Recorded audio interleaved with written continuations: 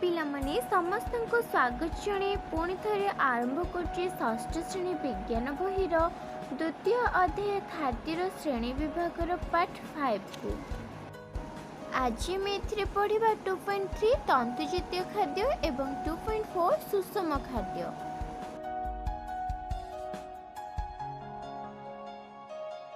First ଆମେ ପଢ଼ିବା ତନ୍ତୁଜାତୀୟ ଖାଦ୍ୟ। ଆଚ୍ଛା ପିଲାମାନେ କହିଲ ତନ୍ତୁଜାତୀୟ ଖାଦ୍ୟ କ'ଣ? ଏହା କେଉଁ କେଉଁ ଖାଦ୍ୟରେ ଥାଏ ଏବଂ ଏହାକୁ ଆମେ କାହିଁକି ଖାଇବା? ପିଲାମାନେ ପୂର୍ବରୁ ଆମେ ପଢ଼ିଥିଲେ ଖାଦ୍ୟରେ ଥିବା ପୋଷକକୁ ଆଧାର କରି ଖାଦ୍ୟକୁ ବିଭିନ୍ନ ଭାଗରେ ବିଭକ୍ତ କରାଯାଇଛି, ଯେପରିକି ଶ୍ୱେତସାର, ପୃଷ୍ଟିସାର, ସ୍ନେହସାର, ଭିଟାମିନ୍, ଜୀବସାର, ଖଣିଜ ଲବଣ ଏବଂ ଆମ ଶରୀର ପାଇଁ ଜଳ ଏବଂ ତନ୍ତୁ ନିହାତି ଆବଶ୍ୟକ ଥିଲା। ଏହି ତନ୍ତୁଜାତୀୟ ଖାଦ୍ୟ କ'ଣ? ଆସ ସେ ବିଷୟରେ ଜାଣିବା। ତମେ ଜାଣିଛ ପିଲାମାନେ, କିଛି ଲୋକଙ୍କର ଝାଡ଼ା ପରିଷ୍କାର ହୁଏ ନାହିଁ। ସେହି ଲୋକମାନଙ୍କୁ ଡକ୍ଟର ଶାଗ, କଞ୍ଚା ଫଳ, ଗଜାମୁଗ ଆଦି ଖାଇବାକୁ କହିଥାନ୍ତି। ଡକ୍ଟର ସେମାନଙ୍କୁ ଏହି ଖାଦ୍ୟ କାହିଁକି ଖାଇବା ପାଇଁ ପରାମର୍ଶ ଦେଇଥାନ୍ତି? ଏହି ତନ୍ତୁ ଶରୀର ପାଇଁ ଏକ ପୋଷକ ନହେଲେ ମଧ୍ୟ ଏହା ଖାଦ୍ୟ ନଳୀରୁ ମଳ ନିଷ୍କାସନ କରିବାରେ ସାହାଯ୍ୟ କରିଥାଏ। ତନ୍ତୁଯୁକ୍ତ ଖାଦ୍ୟ ଶରୀରରେ ହଜମ ହୁଏ ନାହିଁ, ତେଣୁ ତନ୍ତୁ ଥିବା ଖାଦ୍ୟ ଖାଇଲେ ଏହା ଖାଦ୍ୟ ନଳୀରୁ ମଳ ନିଷ୍କାସନ କରିବାରେ ସାହାଯ୍ୟ କରିଥାଏ।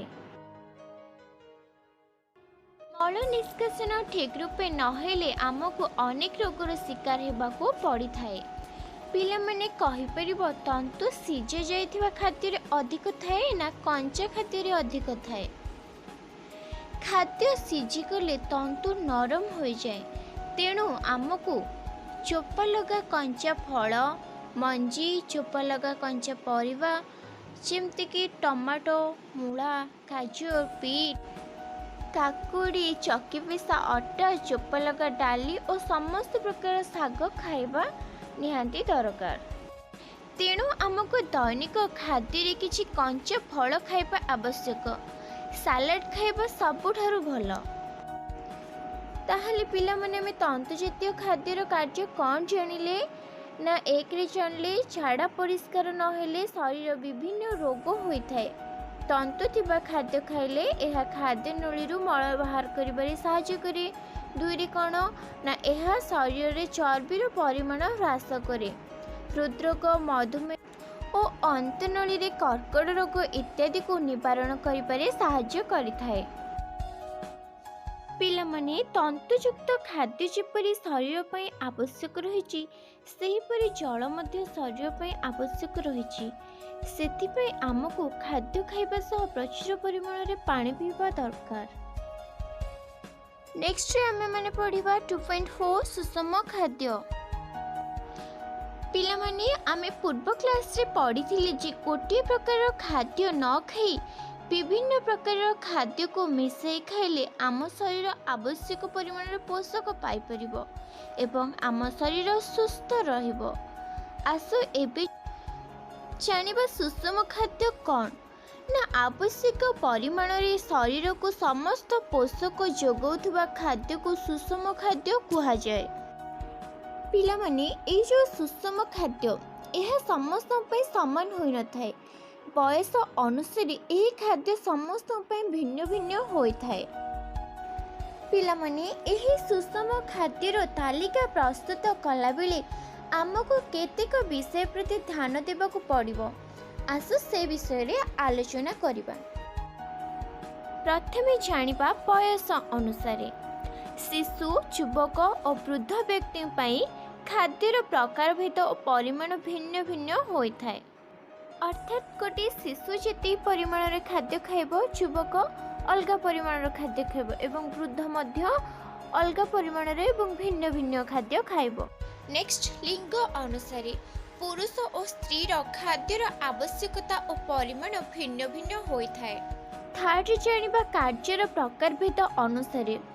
ଶାରୀରିକ ପରିଶ୍ରମ କରୁଥିବା ବ୍ୟକ୍ତି ଓ ମାନସିକ ପରିଶ୍ରମ କରୁଥିବା ବ୍ୟକ୍ତିର ଖାଦ୍ୟ ଭିନ୍ନ ଭିନ୍ନ ହୋଇଥାଏ। फॉर एग्जांपल गोटे कंस्ट्रक्शन वर्कर पई जेतिकी परिमाण रे जो प्रकार खाद्य दरकार गोटे लॉयर पई के भिन्न परिमाण रे खाद्य दरकार। नेक्स्ट रे गर्भावस्था स्त्री होइथिले साधारण स्त्री ना गर्भवती स्त्री अर्थात गोटे साधारण स्त्री जेति परिमाण रे खाद्य आवश्यक करे गोटे गर्भवती स्त्री भिन्न प्रकार एवं भिन्न परिमाण खाद्य आवश्यक करिथाए। पिला माने आमे एही परि भाबी सुषम खाद्यर तालिका प्रस्तुत करिबा। आसु पिला माने एबे जानिबा 10 रु 12 वर्ष पिलांकर सुषम खाद्यर तालिका।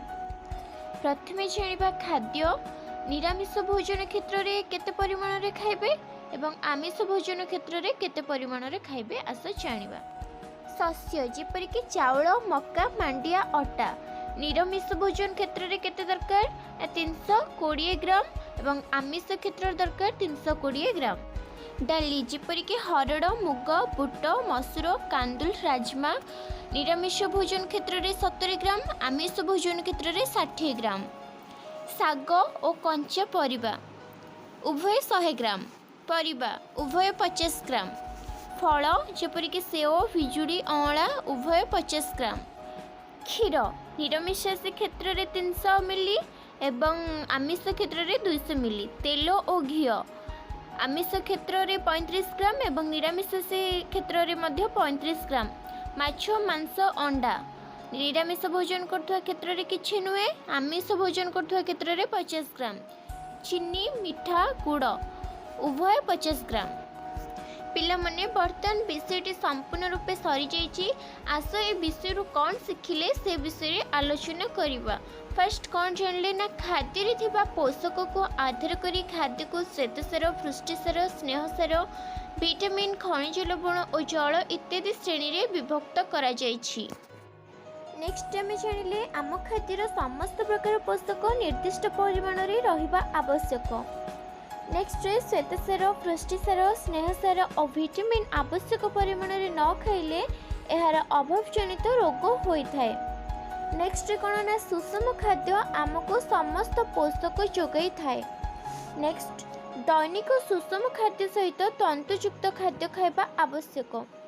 एहा सहित आवश्यक परिमाण रे पानी पीबा दरकार। आम खाद्य रे कौनसी पोषक अभाव बहु दिन धरी रहिले आम स्वास्थ्य हानि घटे और आमे रोगग्रस्त हेउ।